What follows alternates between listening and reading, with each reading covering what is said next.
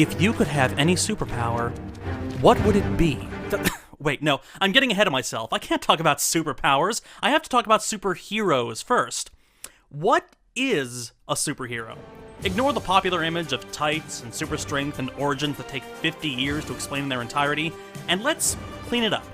For all of their complex pathologies, for all of their absurd origins, the central idea of the superhero is marvelous in its simplicity.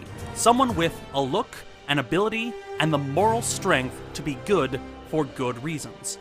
It's an easy concept to work with, and it's easy to graft plenty of other stories onto that concept. In fact, even that definition may be too broad. Let's be neutral and define the superhero as someone with an increased capacity to act and exert power, to demonstrate agency.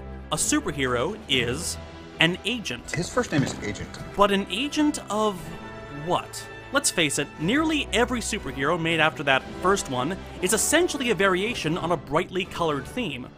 But what are those variants? What are the guiding ideologies of a group like, say, the Avengers? Well, let's look at them one by one. What does Steve Rogers stand for? Well, okay, the A doesn't stand for France. Personifications of the United States of America are older than the United States. Uncle Sam, famously, and Columbia, archaically, are both dressed in the flag, as is Steve Rogers.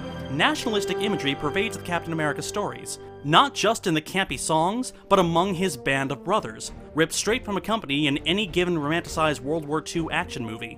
But he doesn't just dwell in action films. Look at this heart-wrenching scene. It's not going to be a safe landing, but I can try and force it down. I'll get Howard on the line. He'll know what to do. There's not enough time. Switch the nationalities, and it's a scene from this World War II era romance. Repeat, are you wounded? Are you bailing out? What's your name? June. Yes, June, I'm bailing out. I'm bailing out, but there's a catch. I've got no parachute. Captain America didn't fight in the actual Second World War. He fought in the war that we want to fight. But it's not enough to say that Rogers is draped in the flag. There's still a soldier under the stars and stripes. The rhetoric of the American armed forces tend to be phrased as challenges. Look sharp, go Army, be all that you can be, the few and the proud, Army strong, and the slogan of Rogers' time, I want you. A challenge to give yourself up for something larger. A challenge that Rogers accepts readily. He's chosen for the Super Soldier program because he's willing to give himself up. He wins over his superiors through his willingness to self-sacrifice. He insists on pushing himself past a limit because his country needs him. And rather than let his nation be destroyed, he willingly destroys himself. He embodies the famous line by Horace, Dulce et decorum est pro patria mori. It is sweet and becoming to die for the country. Captain America's ideology is the heroism in selflessness. So what about the self-made man? What about Tony Stark? He doesn't live in 1940s war movies. If anything, he lives in 1940s screwball comedies. 12%. An argument can be made for 15. 12%? Well, I meant to let Right, you go, baby. dearly, but you know how it is. You never miss the Literally, water I till the lifted well runs dry. Inventor heroes in American fiction go back a little over a century, when real-life millionaire inventors like Henry Ford and Thomas Edison inspired penny dreadfuls about hyper-competent boy inventors like Frank Reed, Jack Wright, and Tom Swift. Tony Stark isn't a boy. Well, mentally, maybe. But there's a more interesting ideological precedent than the penny dreadful. Man's mind is his basic means of survival, and that he must live by the independent judgment of his own mind. Ayn Rand developed a cult following for her hatred of altruism, her worship of the individual, and her doctrine of selfishness. Her novels are full of hyper-talented men willing to destroy anything that misuses their ideas. One scene in Atlas Shrugged sees magnate Hank Rearden brought before Congress and ordered to give up the secret of an alloy he created. Tony Stark finds himself in a similar situation. Another Rand novel, The Fountainhead, ends with Howard Rourke destroying his own building to protect the purity of his vision. Drastic, yes, but Stark does the same when he sees his vision compromised. Effective immediately, I am shutting down the weapons manufacturer division of Stark International. In fact, all of Iron Man's cinematic rogues gallery are people who have taken Stark's technology and used it poorly. Terrorists and business rivals, all using Stark weaponry against Stark's will and against Stark's beliefs. And Stark, like Rourke, like Rearden, not only creates fantastic inventions, he constantly fights to keep those inventions from those who would corrupt them. to protect the Stark name. Iron Man's ideology is the heroism in selfishness. But what about someone older? What about Thor? Obviously the character is drawn from Norse mythology, as is his family, the Aesir, although the Norse Aesir and Marvel's Aesir are quite different. For example, Norse Thor is a redhead. Also, he once wore women's clothing during a quest to get his hammer back. Also, Loki gave birth to an 8-legged horse that his father rides into battle, and anyway, the cinematic Thor generally hasn't delved into the stories of actual Norse myth. Yet. What myth they have explored isn't Norse, but Arthurian. Whoever pulls the enchanted weapon from the stone shall be king of all, and so on and so forth.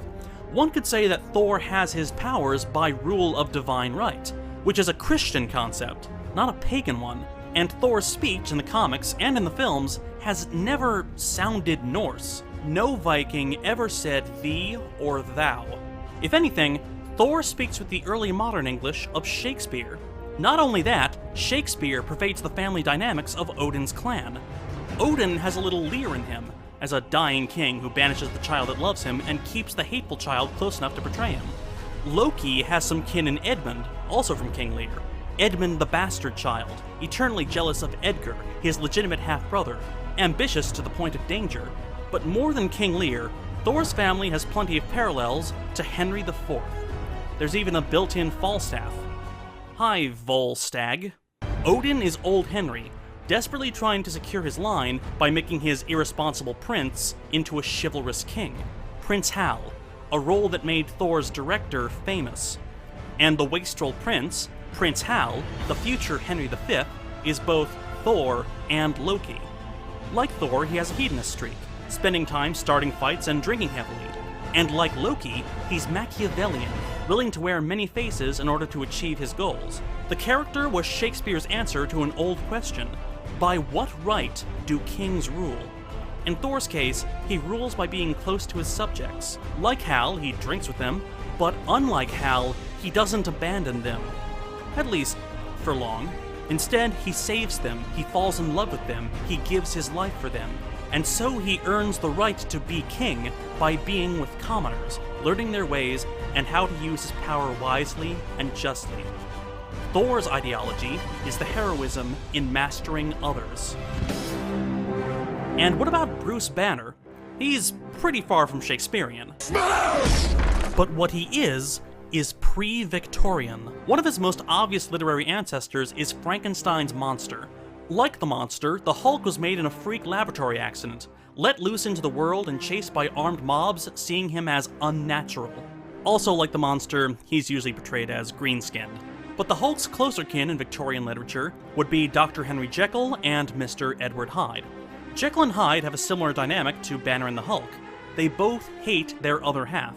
Hyde was a way for Jekyll to banish his hateful impulses into another being, leaving something pure behind, an intentional personality split. The Hulk was never intentional, though Banner also spends most of his time trying to banish the Hulk from his life. Neither pair succeed, of course. Hyde's murderous impulses took over Jekyll's life, forcing him to pay for Hyde's crimes. Robert Louis Stevenson ended his novel with Jekyll's death from suicide, fearing that Hyde would take over his body completely. The novella is often read as an expression of Victorian notions of good and evil, that all people were born with sin, and that failure to recognize this inherent sin, that is, pride, was therefore the greatest sin of all. Hence the saying, pride comes before the fall. Banner did what Jekyll never could, solve that tension, not through Western theology, but through Eastern theology. In the Tao Te Ching, it's written, one may detract from a thing, and it is enhanced thereby, or enhance it, and so detract from it. By accepting that he has something sinful within him, by stopping his attempts to banish his evil parts, he can use his strength for good. He's always angry. The Hulk's ideology is the heroism in mastering the self. And what about the force that brought them all together? What about S.H.I.E.L.D. and all of its agents? Well, Ian Fleming's an obvious ideological father. S.H.I.E.L.D. has its roots in Uncle and other creatively acronymed organizations. Nick Fury has more than a little James Bond in him. Black Widow grew out of 100 or so Western fantasies of Russian spies seduced to the side of capitalism, who are often seduced by James Bond. And then there's Hawkeye, who has a bow. But they were all molded in some way to cash in on the 60s spy craze, a genre that molded itself on a black and white mentality. This was a genre that reflected the times when the world was split in two, between democracy and communism, between right and wrong. Well, times changed. And the spy genre changed. The swinging, hard-drinking libertines of Ian Fleming gave way to the troubled and doubting spies of authors like John le Carré. Don't you think it's time to recognize there is as little worth on your side as there is on mine? As information leaked and America learned just what its country did to protect itself, the spy genre became tinged with moral ambiguity. Yes, protection's important, but to what lengths? And just what are these spies protecting? What is their ideology? With so many covers and compartmentalizations, how can S.H.I.E.L.D. have an ideology? In one of le Carré's later novels, he snarled that ideologies have no heart of their own. They're the whores and angels of our striving selves. And what are they striving towards? That cultural ambivalence towards the spy game and to the military actions of government likely influenced Marvel's decision to make S.H.I.E.L.D. and its nemesis, Hydra, exist in the same entity. The good and bad we do to protect ourselves. It can't be coincidence that S.H.I.E.L.D. headquarters is located directly across the river from the Watergate Hotel. We know that Fury's done wrong. He compartmentalizes. We know that Romanoff has done wrong. She has red on her ledger. But maybe in the hopes of finding what's right, maybe in finding their own heroism, maybe that could be enough to redeem themselves. S.H.I.E.L.D.'s ideology is the heroism in anti-heroism. You might have noticed that these things have absolutely nothing to do with each other. And you're right. They all come from different writers with different interests who only exist in the same universe because they're owned by the same company. A company that had the guile to realize that not everyone would like the same character. So they made a bunch of them. Agents of different ideologies, fighting for what they, and their fans, consider the side of morality. Simple, right? Here's where it gets complex. When the moral ones can't agree on what constitutes morality. Looking at each hero closely, the idea of a team-up is unlikely, since each major character is supported by rather disparate sets of stories. In critical theory, these sets of stories can be called modes of discourse, or grand narratives, or meta-narratives. Big ideas supported by millions of smaller ideas. To a post-structuralist, religion is a meta-narrative. So's communism. So's feminism and scientific progress and Freudian theory and hedonism, all modes of discourse that organize and legitimize our systems of morality. Modes of discourse that, well, may not always agree with each other. In 1984, the post-structuralist philosopher Jean-Francois Lyotard defined the postmodern condition as incredulity towards meta-narratives. As Lyotard saw it, as technology improved our ability to share and therefore scrutinize new ideas, each meta-narrative had disproven itself. In his words, the narrative function is losing its functors, its great hero, its great dangers, its great voyages, its great goal. Imagine a hero of their own story suddenly introduced to the potential of other stories. You think you're the only superhero in the world? Mr. Stark, you become part of a bigger universe. Would that hero be the hero in another story? Is a scientist a hero to a soldier to a scientist? You're not the guy to make the sacrifice play.